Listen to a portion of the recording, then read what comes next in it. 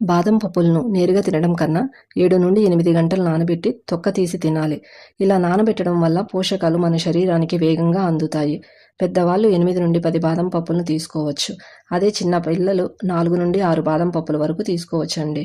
బాదం పప్పులు ఆరోగ్యానికి మంచిది కదా అని అతిగా తినకూడదు. బాదం వల్ల శరీరానికి కాల్షియం లభిస్తుంది.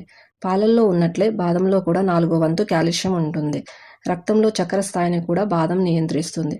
ఫోలిక్ యాసిడ్ నానబెట్టిన బాదంలో ఎక్కువగా ఉంటుంది. ప్రెగ్నెంట్ లేడీస్ కూడా నానబెట్టిన బాదం పప్పు చాలా మంచిది. ఉదయాన్నే బాదం పప్పు తినటం వల్ల మీ జ్ఞాపకశక్తి కూడా పెరుగుతుంది. శరీరంలోని చెడు కొవ్వులను కరిగిస్తాయి. అలాగనే మంచి కొలెస్ట్రాల్ను పెంచుతాయి. జీర్ణక్రియ సజావుగా సాగేలా చేస్తాయి. నానబెట్టిన బాదం పప్పులో ఉండే అధిక పొటాషియం మరియు తక్కువ సోడియం రక్తపోటు పెరగకుండా చేస్తాయి. బరువు తగ్గడానికి సహాయపడతాయి. పొట్ట కొవ్వులను కరిగించడానికి నానబెట్టిన బాదం పప్పులు సహాయపడతాయి. రోగనిరోధక పనితీరును